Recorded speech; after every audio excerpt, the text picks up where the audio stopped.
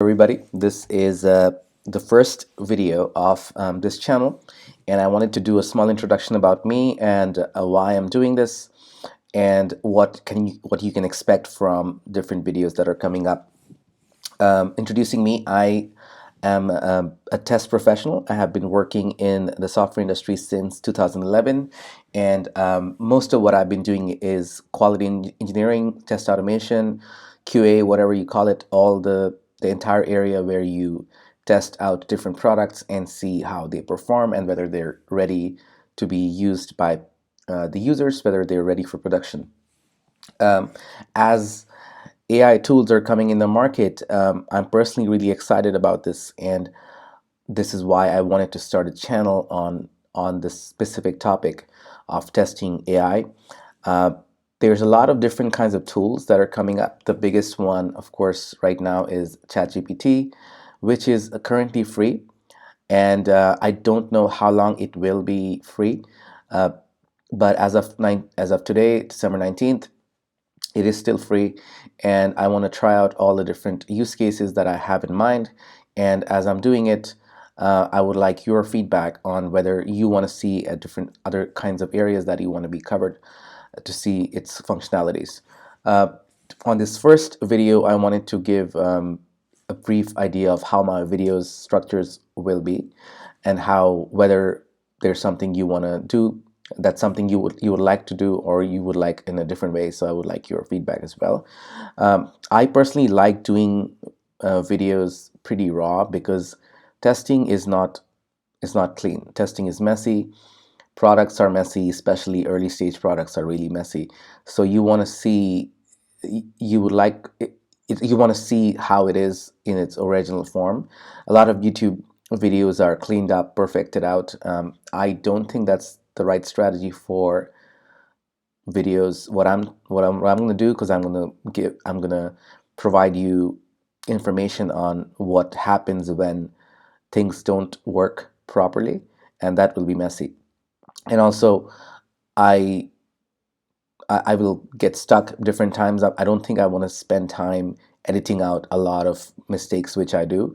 But yeah, I just want to kind of tell you that it's going to be more raw. If you would like it to be more edited, please let me know.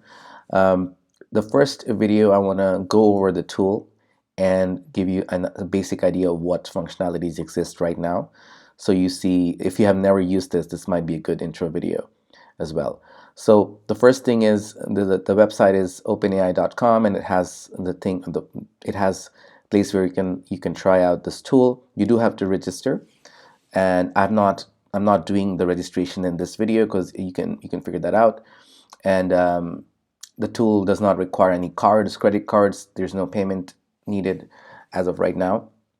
It does mention that this is a research preview, as you see, and that means is they're doing it to get feedback to improve their systems. So they're basically expecting users to be doing their testing as they're figuring out how good this is going to be, or how whether they want to keep the functionalities they have right now, or they want to add more functionalities.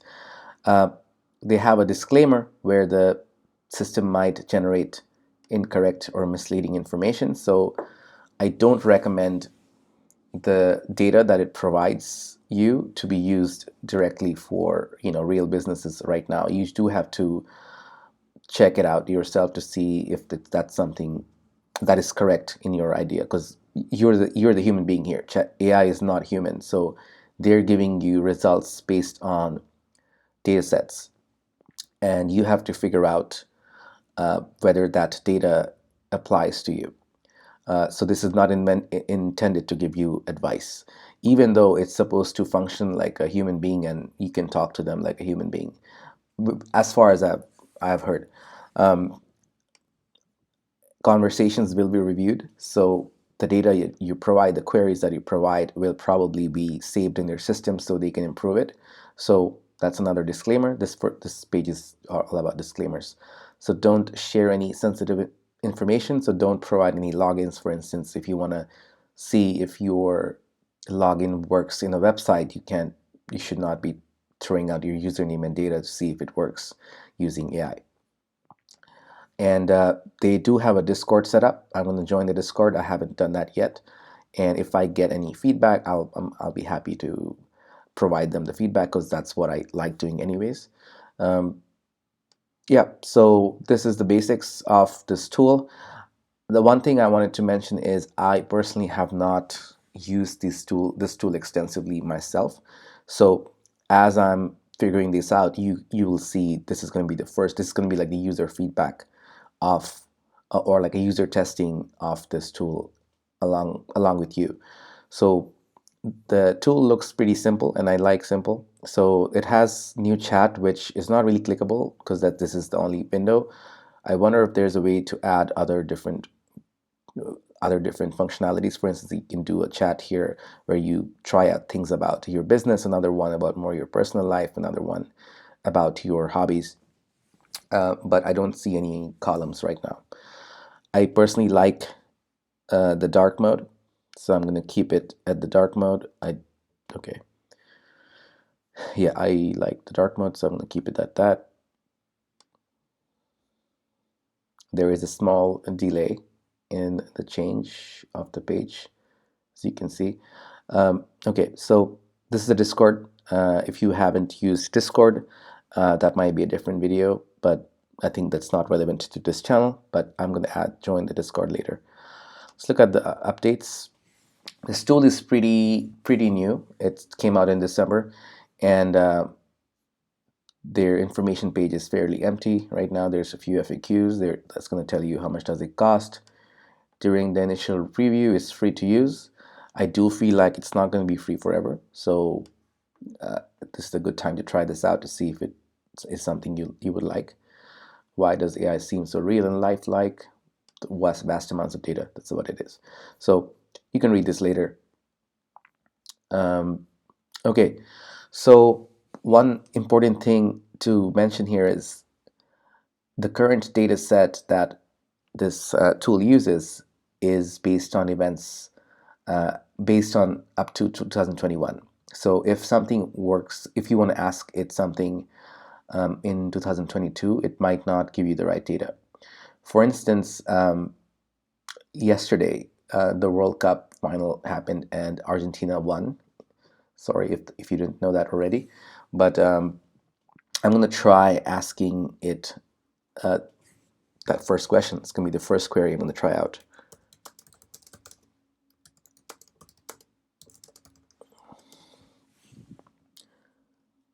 Okay.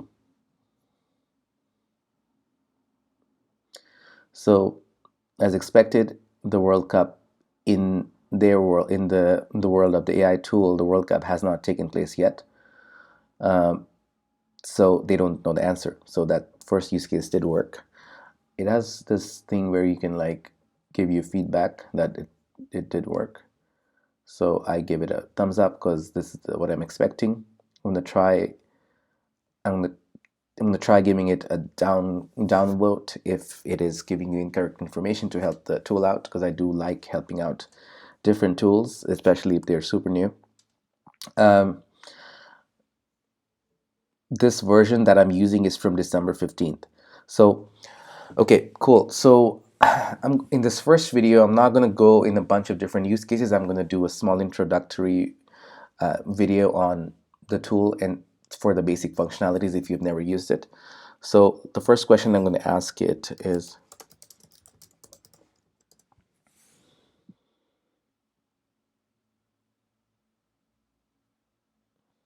so if you have used Amazon's Echo or the Google Home, they are voice-based assistants. And I think the OpenAI tool just wants to be called assistant. It gives you the answer about that. It does human-like text. It generates human-like texts based on the feedback provided. Does not have a personal name or identity. It's just a tool designed to assist users. Okay, I'm going to see if I can actually give it a name.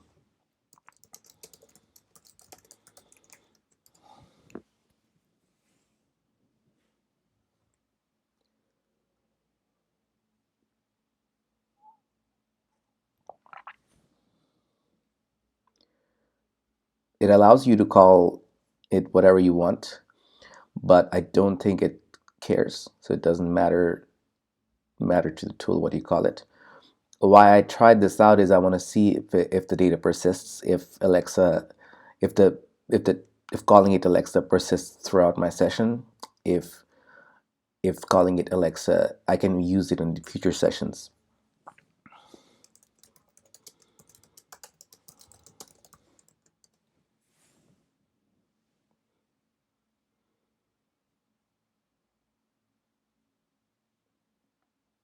Okay. So contrary to what is being called about AI, that it doesn't actually have experiences or persist experiences. It doesn't have a sense of self. They don't have days or personal experiences. It's simply a tool. So it's not trying to replicate a human being. There's this big thing out there that AI will once take over human life, and it's trying to tell us that it's not a human being. It doesn't have experiences, so it is pretty agnostic to the days and nights. It doesn't have feelings or personal experiences. So is there something specific? So what I did notice is it does like specifics, because I've been giving it fairly vague queries, which is not really, asking for data. Okay, I'm going to ask it.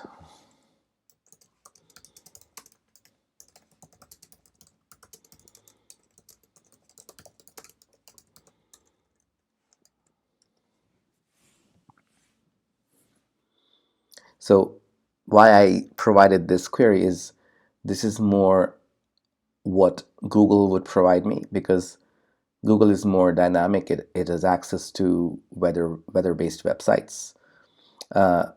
But the AI tool is based on the data set, which is from the past, at least right now, from 2021. So yeah, as I figured, it should not be able to give you current or future weather information. So it doesn't have access to the internet. Yeah, that's another thing worth noting is the tool isn't actually using using data the way Google does, because Google has access to current data. It is getting a lot of information from different websites, and also websites which predict weather. But this tool is based on a static data set, based on what I understand. So it's assisting users in human-like text based on input provided to me. So it has a static data set. So it's not gonna, that is why some people say that this is gonna replace Google. I personally don't believe they're in the same category. I don't think Google works the same way as AI, because AI, the data set of AI is static, unless the day comes when the data behind AI gets updated on a second by second basis, where it's getting the real world information updated to it every day. I don't think it's gonna be able to compete with Google, the way, because Google has like millions of websites feeding it data on a every second. So Google has a lot more power for current and future data. I don't think this tool is equipped to do that as of right now. I'm going to try a few more things. Okay.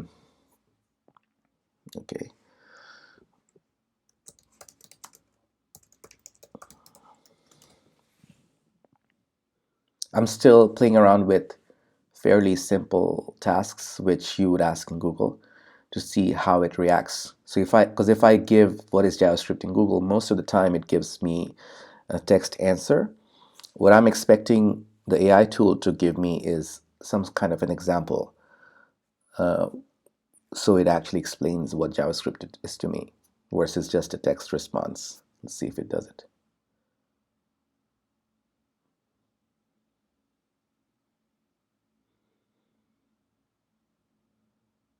Okay, so um, well, I was wrong. It does give me just a text response, but it gives me more information about what it can be used for. Games, slideshows, pop-ups. Do you have any more questions? Let me see if I can give it a generic. So JavaScript can be used in tons of ways. You can use it for front end, back end, test, whatever. I'm trying to keep it a lot of my questions generic at this point because this is the first video.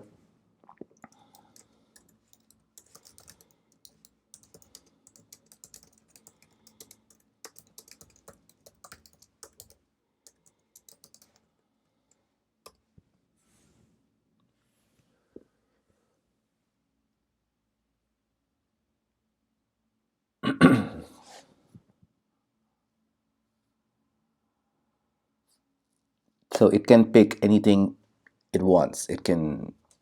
Another example I wanted to bring up is when you ask something to Google, it gives you a bunch of results, and you usually pick the first result most of the time, or first page results. The AI tool doesn't have options to give you. It is only giving you one answer. So it has to figure out from the first set of results of like Google, it has to figure out a bunch of different things.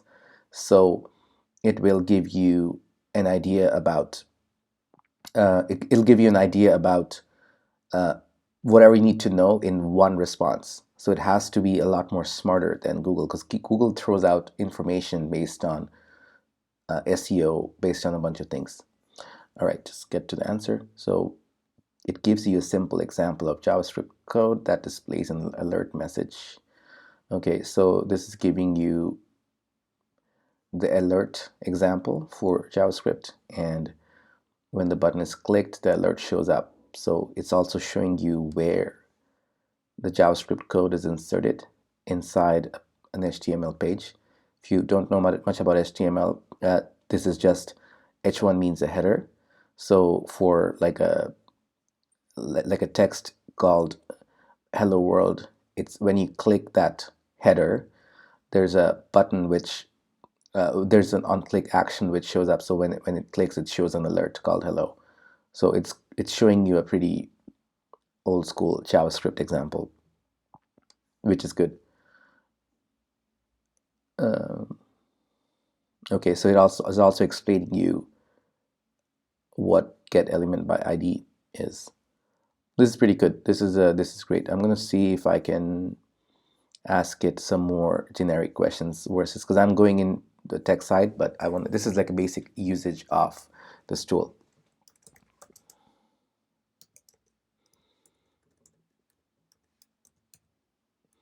Okay, I just thought about a use case while I was typing something else. So in Google, when you ask a query in incorrect grammar or like when you misspell it, it usually expects you to correct it first before it proceeds with the results.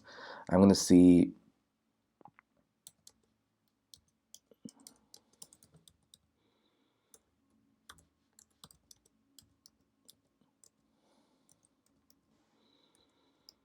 So I'm asking you who is the inventor of OpenAI, but I'm misspelling my query. See how it responds.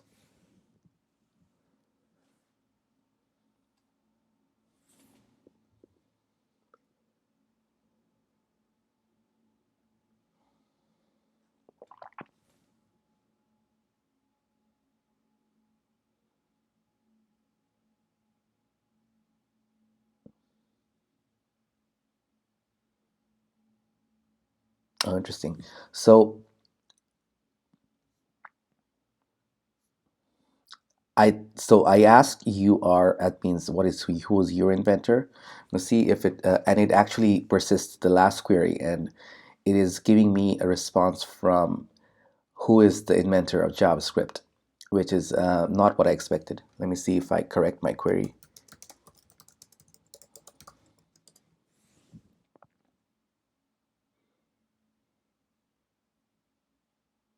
So I'm expecting it to give me the response for who invented OpenAI or who invented Chat GPT.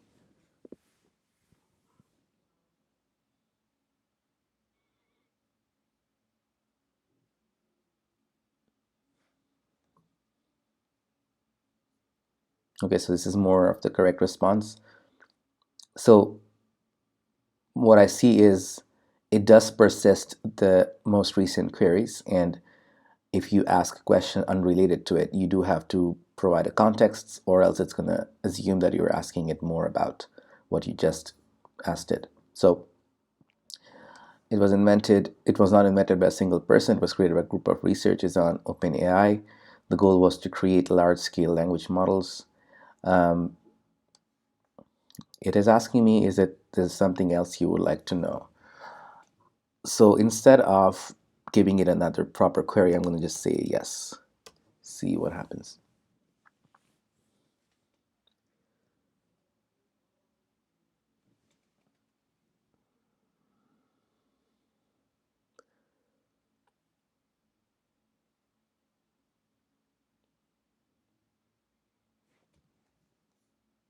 I'm also going to do this thing where this gave me the wrong answer. So I'm going to see how the downvoting works. This isn't. Okay, so there's an option where it provides me if it is harmful. I don't think it's harmful, it's just incorrect. So I'm going to provide this as a feedback. Okay, so it does need me to ask me a specific question.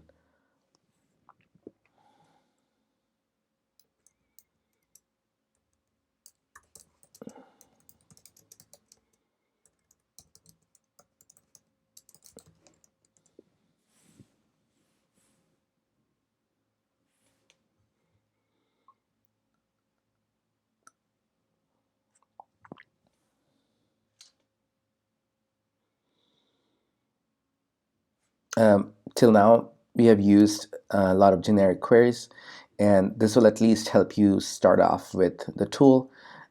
If you have suggestions on an area of ChatGPT that you would like me to explore, please add a comment. Okay, group of researchers founded in 2015. Is there anything else you would like to know about my development? Let's say no. So that's not a query. I did not need to say no, but let's see how it responds.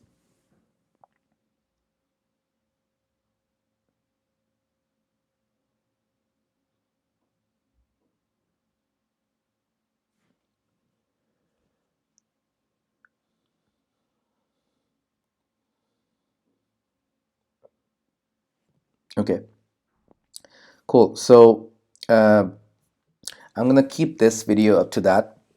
I hope you got some value out of it, or at least learned how to use the basics of it. Um, I have a bunch of different ideas that I want to explore. If you have an area in business or hobbies that you would like to use this tool for, more than happy to test it out. I'll provide my email below that you can contact me with, and that way, or you please actually comment your suggestions. Then and then other people will see whether that suggestions has been used before, so I don't get like multiple emails about the same thing. Yeah. Yeah, that's the first video, and I'm gonna complete it. Hope you enjoyed it. If you did enjoy it, please subscribe to my channel. And yeah, that's all I have for now. Thank you.